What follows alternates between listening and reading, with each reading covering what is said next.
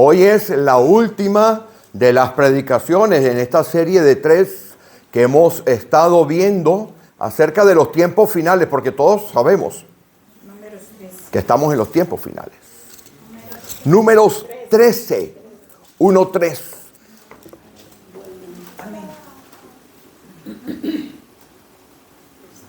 ¿Lo tienen todos? Muy bien. Vamos a leer algunos versículos sueltos de aquí. Vamos al versículo 25. Dice así la palabra del Señor. Yo leeré en la Reina Valera 60. No importa la versión que usted tenga. Y volvieron de reconocer la tierra al fin de 40 días. Y anduvieron y vinieron a Moisés y a Aarón y a toda la congregación de los hijos de Israel en el desierto de Parán, en Cades, y dieron la información a ellos y a toda la congregación y les mostraron el fruto de la tierra. Y les contaron diciendo: nosotros llegamos a la tierra a la cual nos enviaste, la que ciertamente fluye leche y miel, y este es el fruto de ella. Mas el pueblo que habita aquella tierra es fuerte, y las ciudades muy grandes y fortificadas.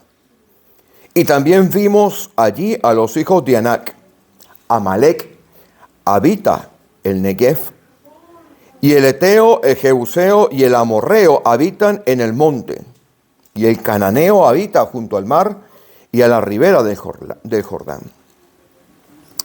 Entonces Caleb hizo callar al pueblo delante de Moisés y dijo: subamos luego y tomemos posesión de ella, porque más podremos nosotros que ellos. Mas los varones que subieron con él dijeron: no podremos subir contra aquel pueblo, porque es más fuerte que nosotros. Saltamos, vamos a seguir hasta el 33.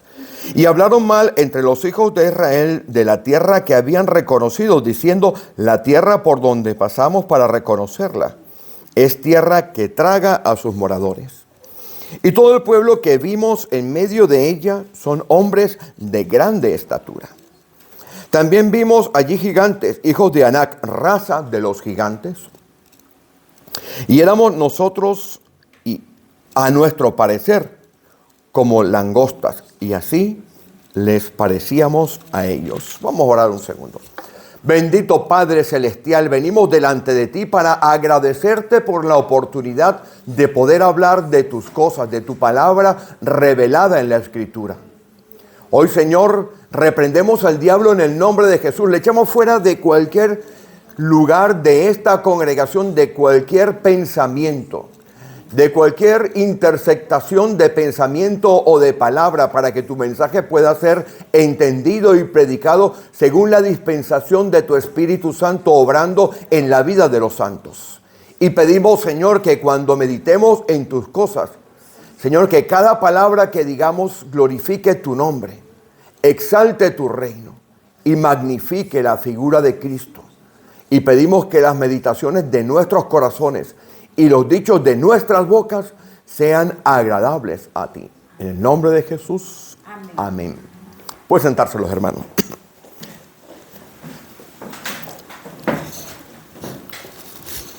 No sé si he contado antes, creo que sí, que empecé el estudio de la escatología antes de estudiar en el seminario.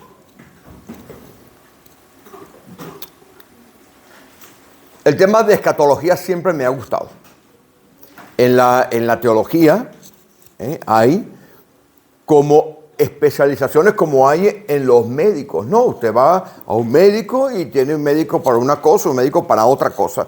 Y en el caso de la teología hay gente que tiende más a un área que a otra. Y a mí la parte de escatología siempre me ha gustado. Escatología es el estudio de lo que va a acontecer al final. El estudio de los tiempos finales. Y hoy es la tercera de las series, o la tercera predicación de una serie de la cual está colgada una en el internet. La otra, que fue la que hemos dado la semana pasada, y ahí se metió el diablo seguramente. o Dios a favor de mi orgullo, tengo que decirlo así para que yo no me enorgulleciera, porque lo que acontece es que cuando yo creo que he podido dar el mensaje de Dios, entonces mi orgullo sube. Entonces le doy gracias al Señor porque no se pudo grabar la semana anterior. Cuando el hermano me dice, pastor, no hay volumen, no se escucha el audio, yo digo, bendito sea Dios. Porque cuando yo salgo de aquí pensando que lo he hecho bien, hay un problema en mí. Y como yo tengo que luchar constantemente, como todos nosotros, contra nuestro ego, le doy gracias al Señor de que no se grabó la semana pasada. Pero tengo que dar un pequeño resumen porque hoy es la tercera de esta serie. ¿Basado en qué? Basado en que ciertamente estamos en tiempos finales. Estamos en tiempos finales y que a lo largo de 40 y tanto de años que tenemos en el Señor y estudiando escatología y estudiando la escatología desde el punto de vista de diferentes denominaciones, les puedo decir algunas conclusiones. De hecho, adelanto que el próximo miércoles estaremos estudiando y está abierto para todos los temas que estamos viendo de los tiempos finales. Entonces hoy me veo en la obligación, como hay personas nuevas, en dar un breve resumen de lo que hablamos la semana pasada. Y para eso tendríamos que aparcar un momento esto que está aquí. Intentaré hacer el resumen lo más rápido porque tenemos la Santa Cena. Y les voy a pedir que vayan conmigo a Juan capítulo 4. Vamos a resumir rápidamente en Juan capítulo 4, a resumir rápidamente qué es lo que hemos estado hablando la semana anterior. El Evangelio de Juan. Amén.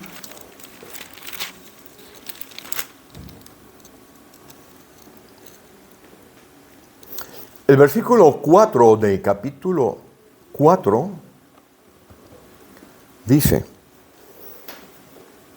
y le era necesario pasar por Samaria.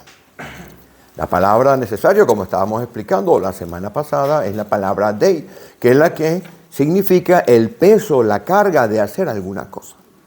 Este es el Señor Jesús. Generalmente, cuando se iba hacia Samaria, se tomaba un desvío. Por ejemplo, si usted va a Logroño, usted coge 2 carreteras. Usted no se va a ir a Logroño por Soria, ¿verdad que no? Pues bueno, para ir a Samaria, evitaban pasar por Samaria para ir desde Judea a Galilea, porque a los samaritanos les era o se les consideraba como casi paganos. Pero el Señor Jesús dice aquí, y le era necesario, necesitaba, tenía la carga de pasar por Samaria. En vez de dar esa vuelta por Soria, cogió la autovía directamente para pasar por Samaria. Y allí tenemos el encuentro aquel de la mujer samaritana que todos conocemos, que está en aquel pozo. El Señor se sienta allí y los discípulos van a buscar algo para comer. El Señor tiene el diálogo con la mujer samaritana y allá en el versículo 34, les agradezco, me acompañen. Vienen los discípulos con la comida, como decíamos la semana pasada, con el bocadillo que habían ido a comprar por allí cerca, y el Señor Jesús les dice, versículo 34, mi comida es que haga la voluntad del que me envió y que acabe su obra. Por ende, para nosotros, hacer la voluntad de Dios se queda a medias si no acabamos la obra que Él tiene para nosotros. Muchas veces nuestra vida espiritual no avanza porque dejamos todo al medio. Por ejemplo, yo he visto músicos que arrancan con la batería y al cabo de 2 o 3 semanas cambian a la guitarra. Y después quieren estudiar o después quieren hacer otra cosa. Si usted se mete por un camino, usted tiene que hacerlo. Y la iglesia tiene la obligación de predicar el evangelio, porque si nosotros no predicamos el evangelio, no se van a cumplir algunos tiempos proféticos. Eso lo explicamos la semana pasada. La semana pasada también explicábamos que la iglesia va a pasar tribulación. Y esto cuando uno lo cuenta, yo sé que causa algunos inconvenientes porque muchos de nosotros hemos venido o hemos nacido o hemos sido instruidos en una doctrina que tiene alrededor de 200 años, que es la doctrina del arrebatamiento pre-tribulación. Seguro que todos ustedes la han conocido, la han entendido de esa manera. Y hemos explicado en varias veces, en varias oportunidades, que esa doctrina está siendo abandonada de manera paulatina en casi todos los centros de pensamiento cristiano, porque se han dado cuenta que esa doctrina que arrancó con Darwin, con Nelson Darby, es una doctrina que no se puede sostener muchas veces. Lo que no va a pasar la iglesia es una ira que está por allá en Apocalipsis capítulo 6, a partir del versículo 12. Eso lo explicaremos con detalle en los cursos que estamos haciendo. También decíamos la semana pasada que es nuestra obligación como cristianos abrir nuestros ojos espirituales. Y es lo que aparece en el versículo que sigue. Dice así, versículo 35. ¿No decís vosotros aún falta 4 meses para que llegue la siega? Efectivamente, esto es en el febrero del año 28. Faltaban 4 meses para que llegara el mes de la siega. Por ende, los discípulos estaban viendo las cosas desde el punto de vista normal. Pero el Señor les dice que tienen que abrir la vista espiritual. Porque tenemos un Dios que llama las cosas que no son como si fuesen. Y le dice aquí abajo, alzad vuestros ojos y mirad los campos, porque ya están blancos para la siega. No es que estaba comenzando la siega, es que ya estaba lista. Por ende, nosotros como congregación tenemos que tener claro que los tiempos están correctos.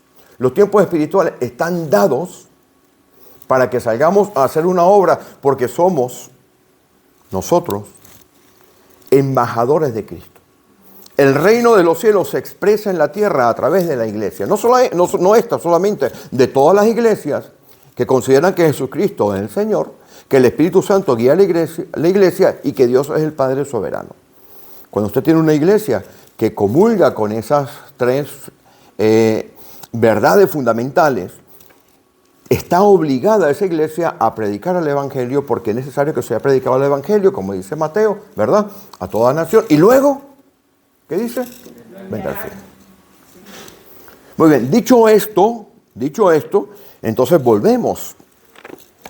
Si me acompañan de nuevo a Números 13.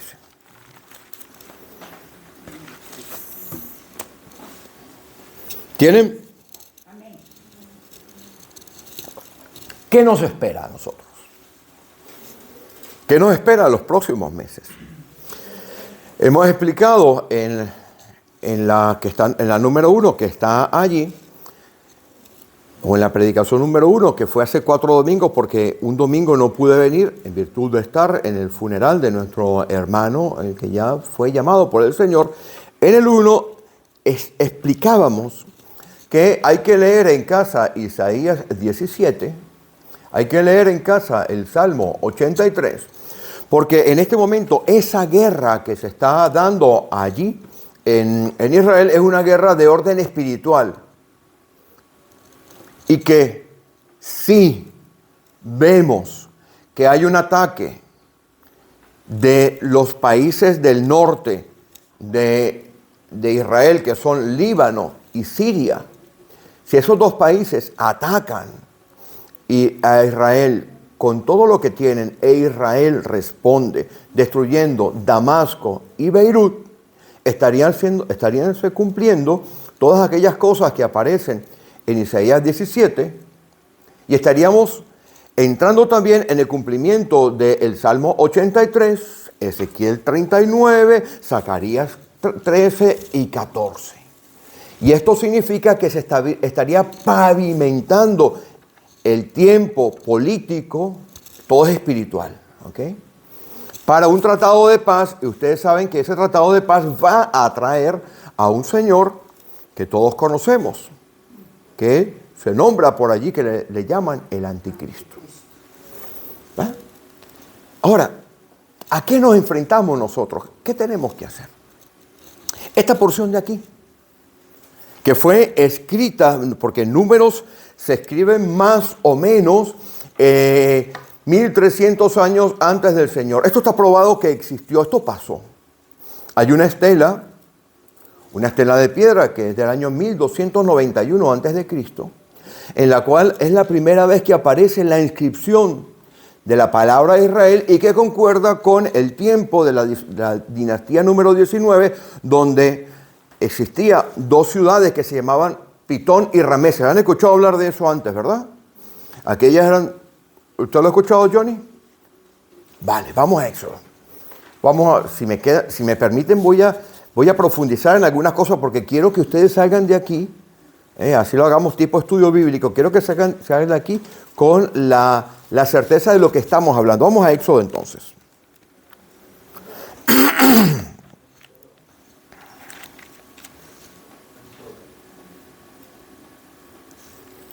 En Éxodo, en el capítulo, creo que es el capítulo 2.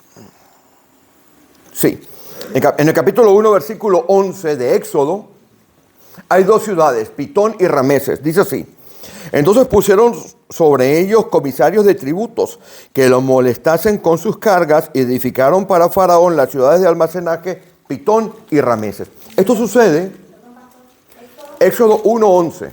Vamos. Éxodo 1:11, ¿lo ven?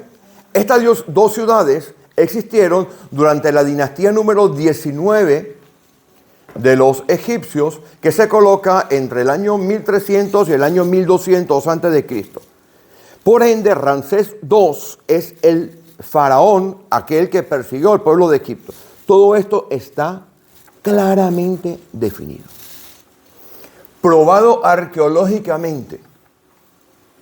Y si una parte de la Biblia es verdad, el resto de la Biblia, incluyendo sus profecías, serán 100% ciertas. Amén. Pues vamos de nuevo aquí a esta porción que estábamos en Éxodo 13. Mire, ¿a qué nos enfrentamos nosotros? Si usted va conmigo al último versículo del capítulo 13, le voy a pedir que subraye esta frase. 13 de Números, 13 números. Que subraye el versículo 33 completo.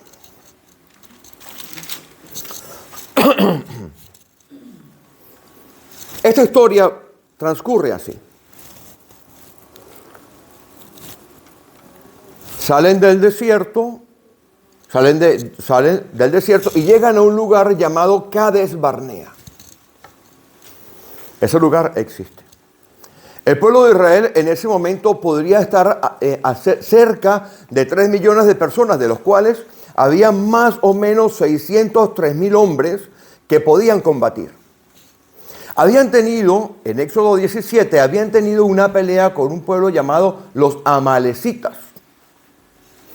Pues bueno, llega el pueblo de Israel, acampa en un lugar llamado Cades Barnea, y tienen muy cerca de allí la tierra prometida. Era una tierra que había sido jurada por Dios que se la iba a dar.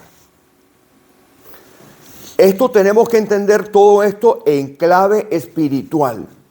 Porque si usted va a la primera epístola de los Corintios, en el capítulo 9, en el versículo 10, nos dice que todas las cosas que acontecieron en el pueblo de Israel acontecieron para nuestra enseñanza. Cuando usted estudia el Antiguo Testamento, que ya no aplica a nosotros, porque nosotros estamos en la gracia. ¿Quién es judío aquí? Yo también. Hasta hace 250 años mi sangre era 100% judía, así que algo me queda. El Nuevo Testamento aplica a toda la humanidad. El Antiguo Testamento aplica fundamentalmente a los judíos porque para ellos, y Pablo lo dice, para ellos son las promesas, los mandamientos. Que los mandamientos tienen principios morales que entran en la Escritura y que se aplican a la sociedad, sí. Pero usted y yo no estamos bajo la ley, estamos bajo la gracia, que es un tema absolutamente diferente y que tendríamos que tratar en otro mensaje. Entonces tenemos que ver esto de orden espiritual. Dios había dado una promesa. El juramento que había dado Dios era que iba a entregar una tierra que fluía en leche y miel a aquellos que había sacado de Egipto. Y el pueblo está allí al borde de una tierra prometida. Y mire lo que acontece. Vaya conmigo al versículo 1 del capítulo 13. Y alguien por favor busca Deuteronomio 1, versículo 19. Voy a leer el 13. Y Jehová habló a Moisés. Este es Dios Todopoderoso, con su nombre de pila. El nombre de pila de Dios Jehová. Yo soy Felipe, este es mi nombre de pila. Y después sobre Jehová, dependiendo de la forma en que él trata y las promesas que él da, se le agrega Jehová Jireh, ¿saben, no? Los otros complementos. Cada nombre de Jehová, cada complemento satisface una de las necesidades nuestras. Una pregunta, ¿digo Éxodo o Números? Dije Números 13, 1. Vale. Y alguien busca Deuteronomio 1, 19, 33. Ya lo tengo. Venga, no lo lea todavía. Y Jehová habló a Moisés diciendo, envía tú hombres que reconozcan la tierra de Canaán, la cual yo doy a los hijos de Israel. Ya estaba dada esa tierra. Eso ya estaba dado. Pero si usted compara este versículo con Deuteronomio 1, 19, vaya y lo busca, por favor. Venga, vamos a leer Deuteronomio, vamos a leerlo, porque esto es importante que salgamos de aquí, aun cuando nos cojamos un poco de tiempo de la Santa Cena, que salgamos de aquí absolutamente claros qué es lo que tenemos que hacer de aquí en adelante. 1:19. Leo. Sí, sí. Cuando salimos de Horeb, anduvimos todo aquel grande y terrible desierto que habéis visto, por el camino del monte de Amorreo, como Jehová nuestro Dios nos lo mandó, y llegamos hasta Cades Barnea. Bien, están en Cades Barnea.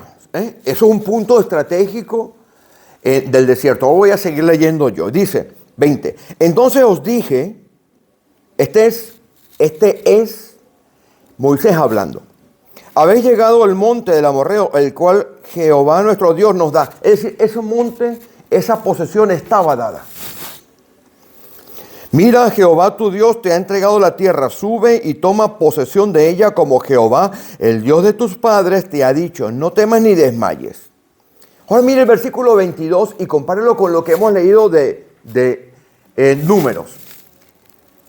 Y vinisteis a mí todos vosotros y dijisteis, enviemos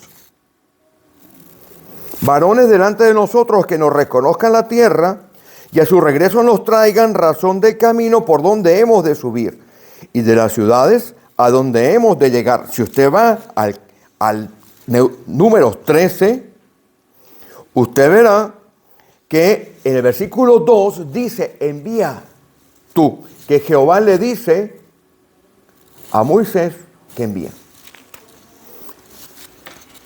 Las promesas de Dios son promesas de orden legal. Es decir, están allí para que usted vaya y las posea. Pero requiere que usted se disponga a poseerlas. Lo vamos a explicar ahora más adelante. Usted puede tener toda la Biblia llena de promesas. Puede ir a la librería cristiana y comprarse una Biblia que se llama Biblia de promesas. ¿Quién la tiene? Pero usted no ejecuta, no anda, no camina, no actúa. Esas promesas van a estar allí durmiendo. Los israelitas sabían, porque por allá por Éxodo capítulo 13, el Señor dio con juramento que le iba a entregar una tierra. Los israelitas, los hebreos en este caso, este pueblo, conocía que esa promesa estaba dada.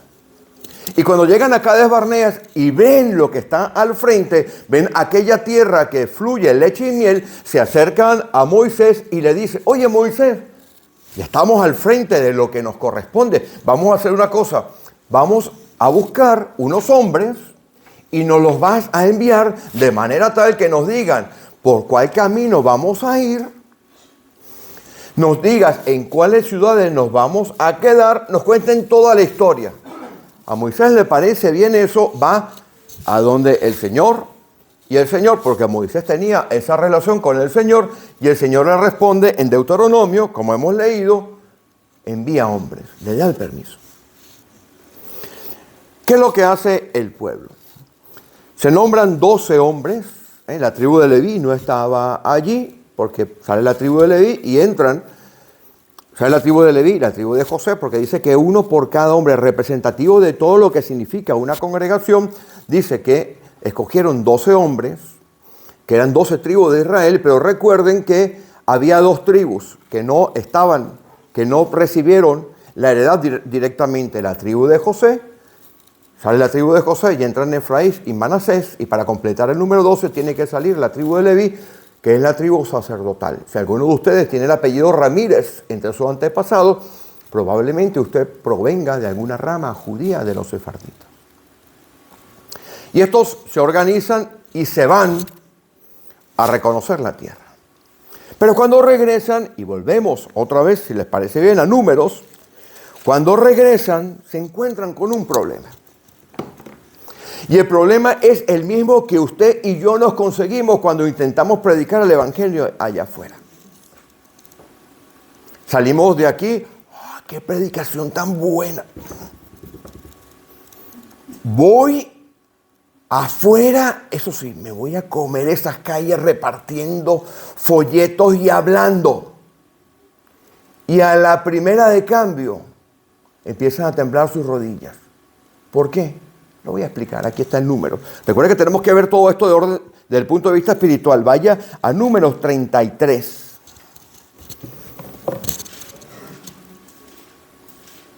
Quienes estaban dictando la manera de interpretar la realidad eran los gigantes. Observe las últimas palabras del versículo 33.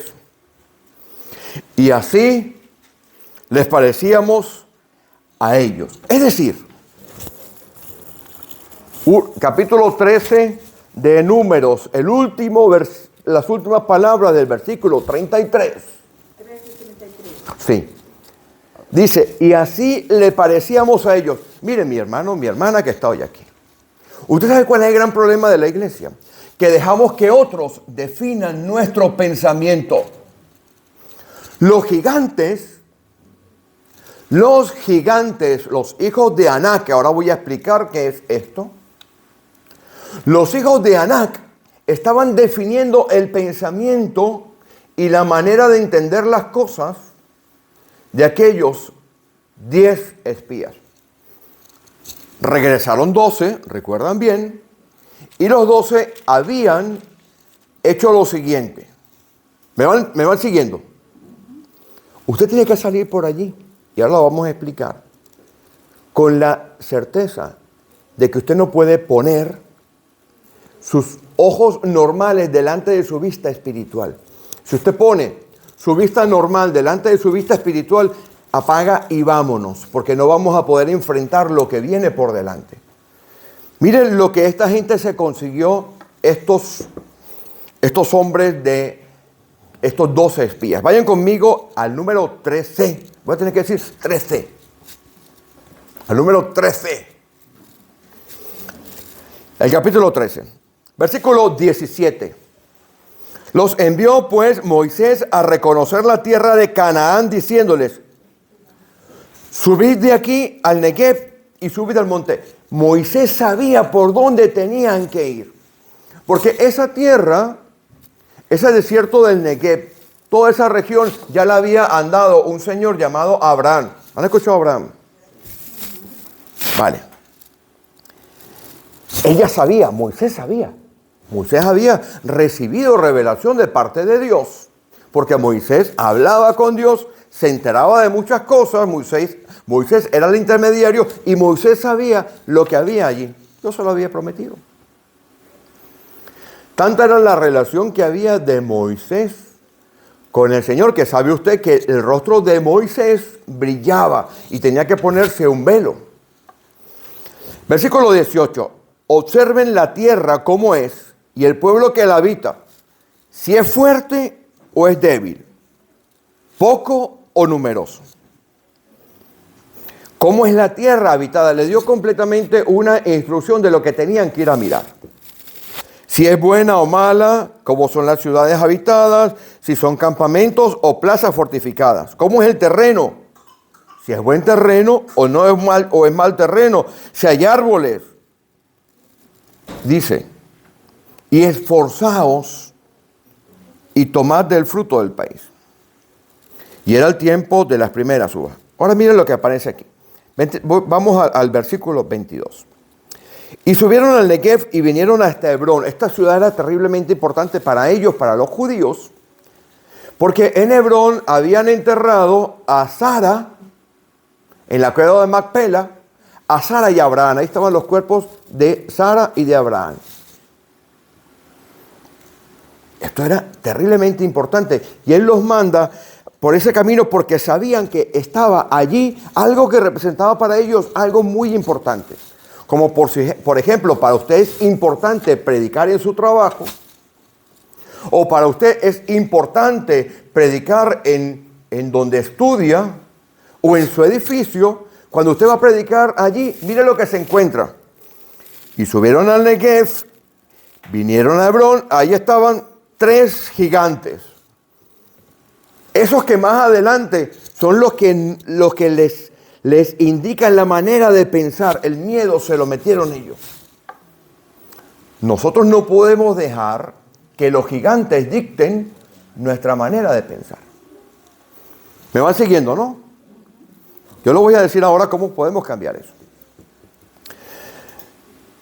Vamos al 23. Llegaron hasta el arroyo de Escol y escogen la granada. La granada era una fruta muy importante para los judíos, porque se estima que la granada tiene 613 semillas y ese era el número de los mandamientos que los judíos desarrollaron. Y las granadas aparecen en muchos simbolismos del templo, por ejemplo, y aparecen también las granadas en muchas vestimentas. Así que traer la granada tenía un simbolismo espiritual inmenso. Estaban trayendo y diciendo, ellos estaban diciendo que aquella tierra que estaba allí era la tierra por la cual ellos tenían que ir. Pero voy a seguir. Versículo 28. Aquí es cuando la mula echa al suelo a Genaro, cuando la mula tumba a Genaro. Esto es como cuando usted sale allí, emocionado o emocionada, porque ahora tenemos que utilizar los dos, emocionado y emocionada, porque si no nos denuncian. Usted sale emocionado porque usted ese día ha venido aquí, el Espíritu Santo le ha tocado, le ha mostrado que tiene que salir a predicar, que tiene que hacer su trabajo para los tiempos finales, que conoce mucha gente que se está perdiendo y que usted no está haciendo su trabajo, pero resulta que hay gigantes allí. Pero aparte de los gigantes, mire lo que usted se consigue. Los gigantes son aquellas formas de pensamiento que van a someter nuestra forma de pensamiento.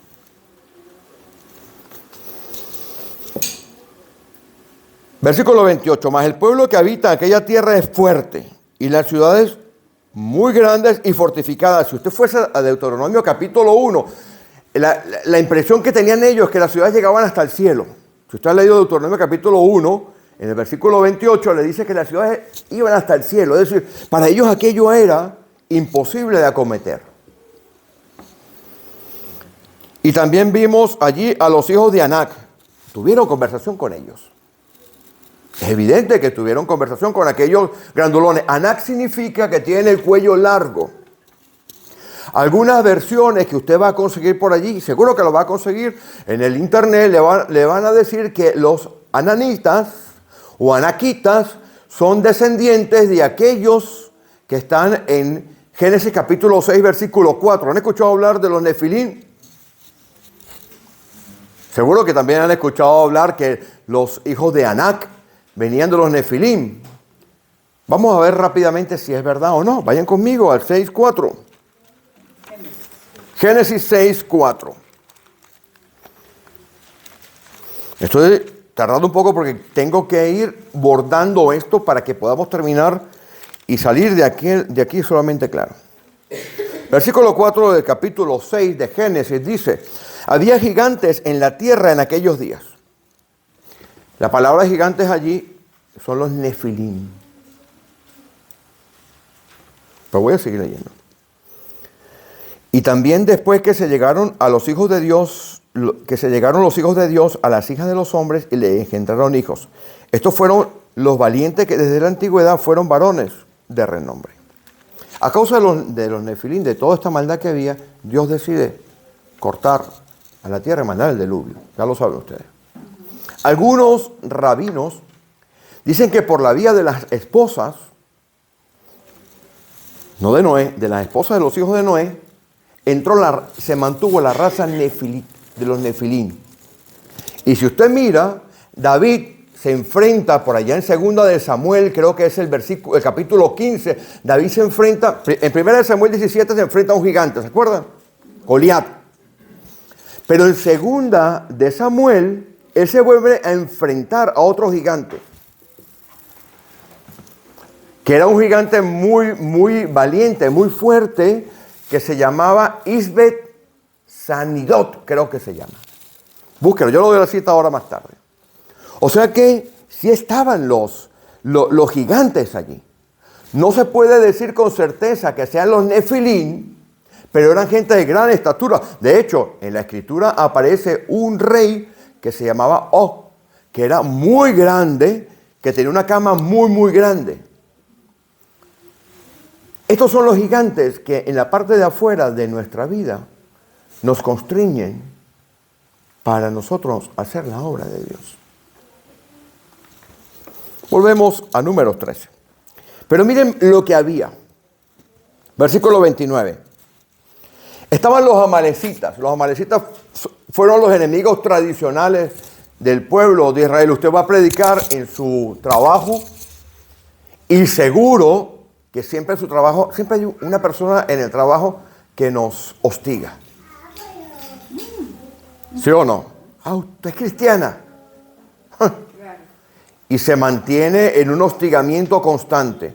Bueno, los amalecitas, en esto que estamos viendo desde el punto de vista espiritual, representan a aquellas personas que nos hostigan, porque si usted va a Éxodo 17, los amalecitas fueron los primeros que fueron por la retaguardia del pueblo de Israel.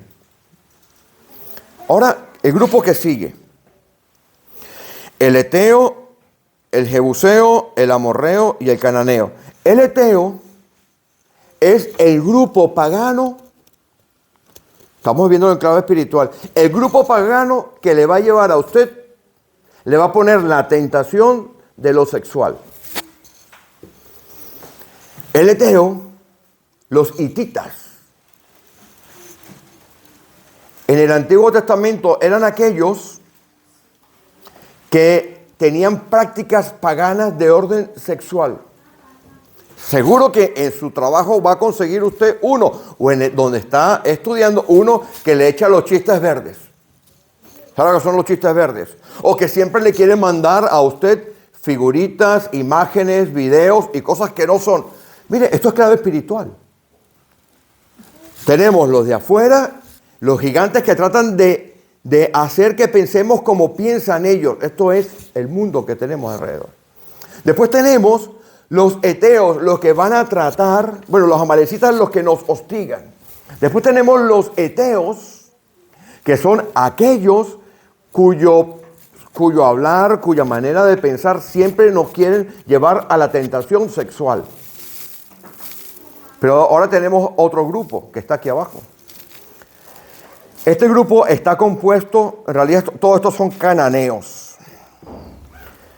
Este grupo que está allí son el jebuseo, el amorreo y el cananeo. En realidad esos son tres grupos que forman uno, que son los cananeos. Estos son los malditos.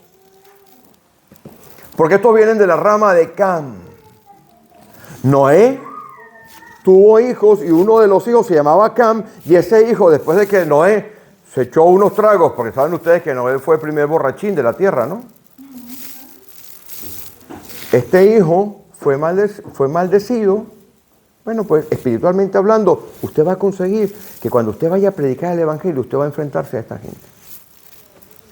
Estos tres, el jebuseo, el amorreo y el cananeo, son gente que conspiran mal contra usted. Ahora, ¿cómo solucionamos esto? Vaya conmigo a Efesios, en el capítulo 2 de Efesios. Voy a terminando aquí. Porque nuestra obligación es no desmayar.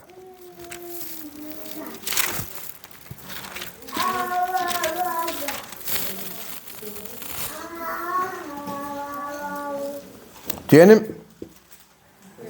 Vamos a Efesios capítulo 1. Usted tiene que aprender a ver con ojos espirituales. Y voy a leer rápidamente y vamos terminando. Efesios 1. Este es Pablo orando. Ya hemos salido de un ejemplo del Antiguo Testamento y nos metemos a un ejemplo del Nuevo Testamento bajo la gracia, con el Espíritu Santo viviendo en nosotros y destinado a nosotros. Pablo ora así. No ceso, versículo 16, de dar gracias por vosotros, haciendo memoria de vosotros en mis oraciones, para que el Dios de nuestro Señor Jesucristo nos dé a usted y a mí espíritu de sabiduría y de revelación en el conocimiento de Él. ¿Qué hace este espíritu de sabiduría y revelación en el conocimiento de Él? Abre nuestros ojos espirituales.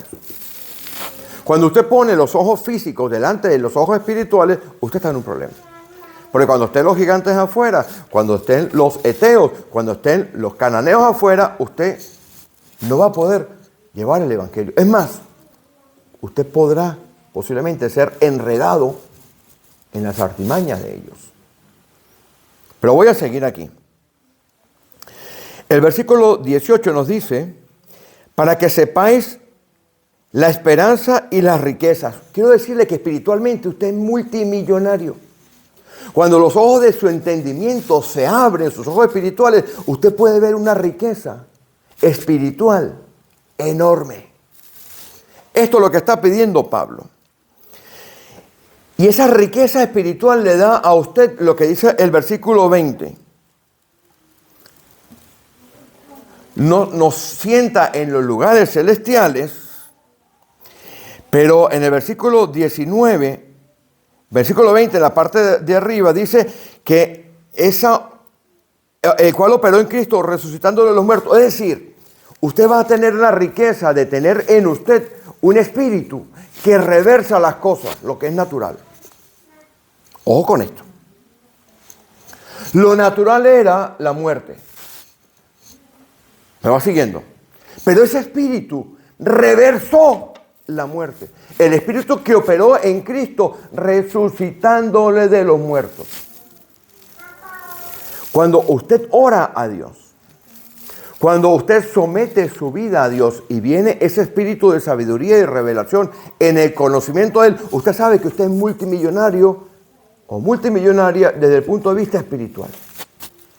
Y que usted tiene acceso a un poder que llama a las cosas que no son, como si fuese, que revierte lo natural. Lo natural que es que usted salga allí y la gente se lo ponga.